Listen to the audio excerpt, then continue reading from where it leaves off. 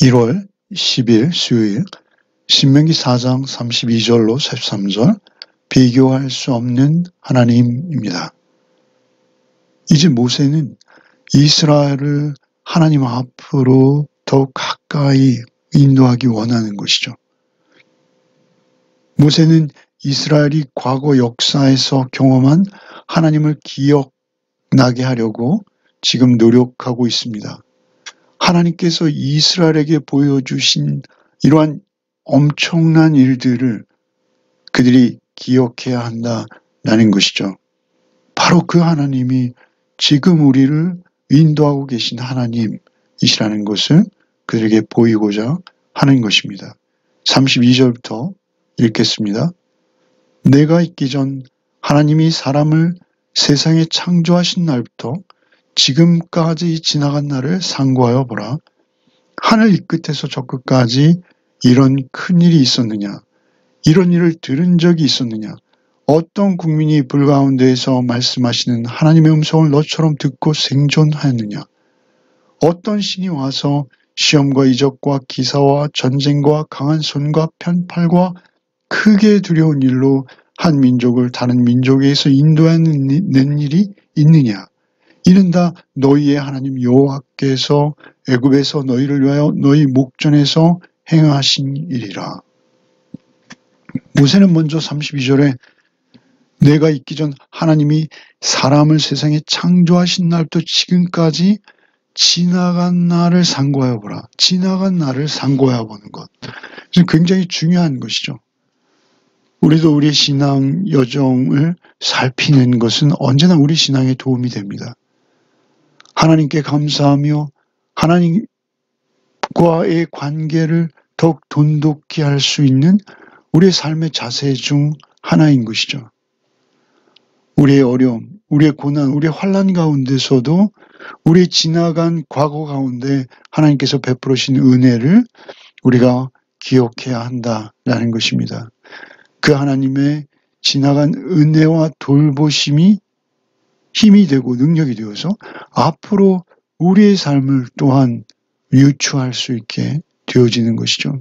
은혜를 곰곰이 기억하는 것, 그것은 앞으로 우리의 신앙을 든든히 유지할 수 있는 길이요, 내 삶에 확실한 소망을 가질 수 있는 이유가 된다라는 것이죠. 다윗은 그래서 항상 하나님을 회상할 때 하나님 나의 산성, 나의 요새, 나의 피할 바위, 나의 구원의 반석, 이런 식으로 하나님을 온전히 잘 인식하고 있었던 것이죠.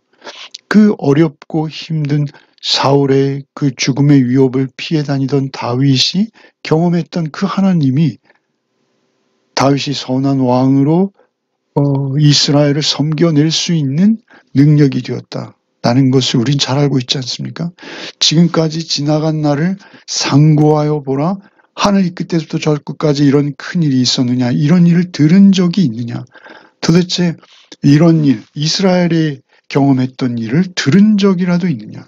어느 국민이 불 가운데서 말씀하신 하나님의 음성을 너처럼 듣고 생존하였느냐? 시내산에서 그들은 하나님의 음성을 들었습니다. 무섭다라고 고백하며 하나님 앞에 나가기를 떨었죠. 그래서 모세를 보냈죠. 그러나 그들도 하나님의 음성을 우레와 천둥과 같이 들었습니다. 음성을 듣고도 죽지 않고 생존한 민족을 보았느냐. 34절에 어떤 신이 와서 시험과 이적과 기사와 전쟁과 강한 손과 편팔과 크게 두려운 일로 한 민족을 다른 민족에게서 인도해 낸 일이 있느냐라는 것이죠. 참으로 놀라운 것이죠. 강한 손과 편팔, 이건 신인 동용론적인 표현입니다. 하나님께서 인류의 역사에 개입하신 것이죠.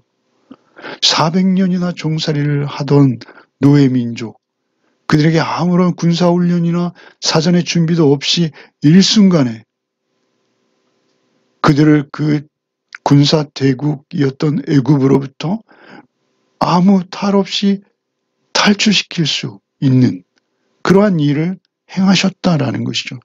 더군다나 그들을 광야로 이끌어내셔서 40년간 물 한 방울 없던 그곳에서 무사히 그들이 하늘의 만나를 먹고, 때로는 메추라기를 먹고, 그렇게 생존할 수 있었던 것은 하나님이 아니면 할 수 없는 일들이었죠. 그런가 하면 이제부터 그들은 전혀 전쟁 경험도 없는 그들이 이제 그 견고한 요새화되어 있는 가나안 땅을 아주 짧은 시간 내에 정복하고 나라를 세울 것입니다. 강한 손과 편팔과 크게 두려운 일로 한 민족을 다른 민족에 인도하는 일이 있느냐?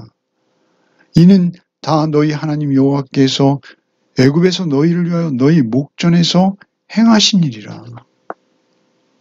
그렇죠. 우리가 구원받아 하나님의 백성이 되는 것도 동일합니다. 우리가 예수 그리스도를 만나고 또 예수 그리스도의 말씀을 통해서 우리가 주님을 믿고 신뢰하며 주님 안에서 그 대속의 은혜로 우리가 마귀와 사단의 굴레에서 벗어나 하나님의 은혜 가운데로 들어오는 이 놀라운 역사, 이것은 하나님의 역사가 아니고서는 불가능한 일이죠. 그러한 일들을 너희 목전에서 행하신 것을 기억하라 라고 말씀하시는 것이죠. 그리고 35절부터 읽겠습니다. 이것을 내게 나타내심은 여호와는 하나님이시요 그 외에 다른 신이 없음을 내게 알게 하려 하심이니라. 여호와께서 너를 교훈하시려고 하늘에서부터 그의 음성을 내게 듣게 하시며 땅에서는 그의 큰 불을 내게 보이시고 내가 불 가운데서 나오는 그의 말씀을 듣게 하셨느니라. 여호와께서 내 조상들을 사랑하신 고로 그 후손인 너를 택하시고 큰 권능으로 친히 인도하여 애굽에서 나오게 하시며 너보다 강한 여러 민족을 내 앞에서 쫓아내고 너를 그들의 땅으로 인도하여 들여서 그것을 내게 기업으로 주려 하심이 오늘과 같으니라. 그런즉 너는 오늘 위로 하늘에나 아래로 땅에 오직 여호와는 하나님이시요 다른 신이 없는 줄을 알아 명심하고 오늘 내가 네게 명령하는 여호와의 규례와 명령을 지키라. 너와 내 후손이 복을 받아 내 하나님 여호와께서 내게 주시는 땅에서 한없이 오래 살리라.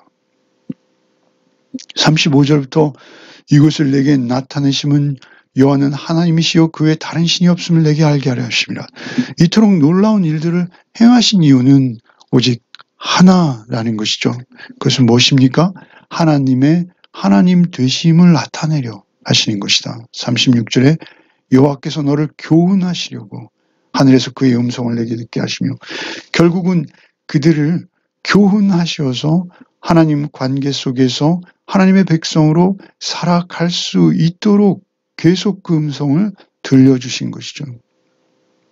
내가 불 가운데 나오는 그의 말씀을 듣게 하셨느니라. 말씀을 들려주시는 것이 우리에게 가장 큰 은혜인 것입니다.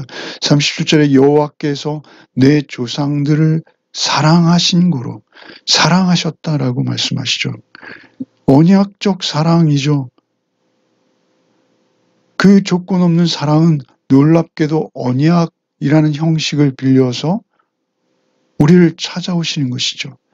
하나님과 친밀한 언약을 맺게 되어진 결과 내 조상들을 사랑하신 고로 그 후손이 너를 택하신 것이요. 첫 번째, 그 사랑의 결과 택함을 받는 것입니다.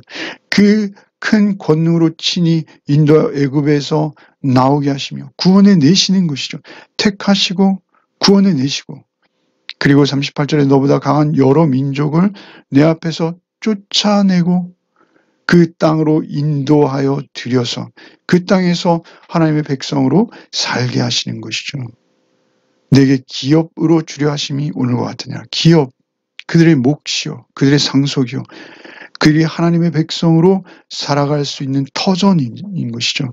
그 터전 누가 주십니까? 하나님께서 허락하신다라는 것이죠. 내게 기업, 우리에게 작건 크건 하나님께서는 우리의 삶의 터전을 마련해 주십니다. 39절에 그런즉 너는 오늘 위로 하늘에나 아래로 땅에 오직 하나님 여호와는 하나님이시요 다른 신이 없는 줄. 그들에게 얼마나 고대 근동의 다른 잡다한 신들이 많았는지요, 우상이 많았는지요. 그러나 그런 것들과 하나님을 비교한다는 것 자체가 불가능한 것이죠. 40절에 오늘 내가 내게 명령하는 여호와의 명령과 규례를 지키라. 너와 내 후손이 복을 받아 내 하나님 여호와께서 내게 주시는 땅에서 한없이 오래 살리라. 이것은 하나님의 나라가 한없이 이 땅에 지속되어지는 것이요. 또한 우리가 그 백성으로 살아가게 된다라는 것이죠. 이런 하나님의 사랑을 우리가 온전히 인정하고 있는가라는 것이죠. 그 사랑을 우리가 인정할 때 하나님께서 우리를 여러 사람들의 말과 설교와 노력들을 통해서 우리를 찾아오시고 오늘 나를 나되게 하신 그 은혜를 우리가 늘 힘입어 살아가는 것입니다. 이제 41절부터 읽겠습니다. 그때 모세가 요단 이쪽 해돋는 쪽에서 세 성읍을 구별하였으니 이는 과거에 원한이 없이 부지 중에 살인한 자가 그것으로 도피하게 하기 위함이며 그중 한 성읍으로 도피한 자가 그의 생명을 보존하게 하기 위함이라. 하나는 광야 평원에 있는 벳셀이라 루벤 지파를 위한 것이요 하나는 길랏 라못이라 갓 지파를 위한 것이요 하나는 바산 골란이라 므낫세 지파를 위한 것이었더라. 도피성의 설립이죠. 도피성을 세워주시는 것입니다. 이 도피성을 세우는 이유는 무엇입니까? 그들이 복수가 복수를 낳는, 참으로 그 무모한 피 흘림이 반복되어지는 것을 막기 위한 일종의 사회적 중재제도였습니다. 하나님께서 긍휼과 사랑으로 그들을 돌보고 계시는 것이죠. 그들에게 부지 중에 살인하는 경우, 42절에 과거에 원한이 없이 부지 중에 살인한 경우, 그런 경우가 있을 수 있습니다. 우리도 많이 있지 않습니까? 산업재해도 있고요. 또 교통사고도 있고요. 또는 과실치사라는 게 있지 않습니까? 도끼질을 하던 자의 도끼 머리가 의도하지 않게 빠져나가서 옆 사람에 맞아서 사망에 이른다든지 이러한 일들이 있을 수 있다라는 것이죠. 그러한 경우 하나님께서 그들에게 도피할 수 있는 공간을 주세요. 그런데 그 지파들마다 정확한 거리를 두고 그들이 신속히 대피할 수 있도록 그 자리를 지정해 주세요. 일일이 지정해 주시고 그들이 생명을 보존할 수 있도록 그렇게 은혜를 베푸신다라는 것이죠. 사실 이 도피성은 우리 죄인들의 피난처 되시는 예수 그리스도를 예표해 주고 있습니다. 우리가 이 땅을 살면서 우리가 죄와 사망의 종노릇할 때 우리가 죄를 짓고 그 죄로부터 우리가 대속함을 받아 하나님의 백성이 되었습니다. 그래서 거듭났음에도 불구하고 우리가 또 그 죄를 반복할 수도 있다라는 것입니다. 그때마다 우리에게 필요한 것은 무엇입니까? 하나님의 은혜 외에는 우리가 그 죄를 대속할 길이 없다라는 것입니다. 그래서 주님께서 오셔서 수고하고 무거운 짐진 자들 다 내게로 오라. 예수님이 우리의 도피성입니다. 내가 너희를 쉬게 하리라. 나는 마음이 온유하고 겸손하니 나의 멍에를 메고 내게 배우라. 그리하면 너희 마음이 쉼을 얻으리니 이는 내 멍에는 쉽고 내 짐은 가벼움이라 하시니라. 주님만이 우리에게 도피성이 되십니다. 그래서 우리는 하루에도 몇 번씩 주님의 품을 찾아 들 수 있는 것이죠. 그때마다 하나님은 우리를 끊임없는 사랑으로 품어주십니다. 우리를 택하시고 우리를 구원하신 그 주님께서 역시 우리에게 도피성이 되어주신다라는 것이죠. 오늘 하루의 삶을 통해서도 우리는 지나간 우리의 인생 경로 중에 지나간 날들 가운데 하나님이 나를 어떻게 찾아오셨고 구원하셨고 그리고 여기까지 이르게 하셨는지를 우리는 잊으면 안 됩니다. 그리고 뿐만 아니라 오늘도 우리에게 말씀하여 주시고 주의 음성을 들려주시는 그 은혜를 우리는 놓치면 안 되는 것이죠. 잊으면 안 되는 것입니다. 오직 그 구원의 은혜 안에 하나님의 사랑을 우리가 먹고 마시며 복음에 합당한 삶을 살아낸다라는 것이죠. 오늘 하루도 오직 주님 안에서 우리의 삶을 살아내는 복이 있으시기를 바랍니다. 기도하겠습니다. 주님 감사합니다. 오늘도 말씀으로 또 하루를 주시니 감사합니다. 모세가 지난 날을 상고하여 보라 라고 이스라엘에게 말하였듯이 오늘도 우리는 주님의 음성을 듣습니다. 주님께서 어떻게 나를 찾아오셨고 또 만나주셨고 또 나를 구원해 내셨고 그리고 지금도 인도하고 계신지를 우리는 오늘도 잊지 않게 하여 주시옵소서. 오직 주의 사랑 안에서 주의 사랑 먹고 마시며 의지하여 또 하루를 주님 안에 승리할 수 있도록 우리를 인도하여 주시옵소서. 이 모든 말씀 우리 구주 예수 그리스도 이름 받들어 기도하옵나이다. 아멘.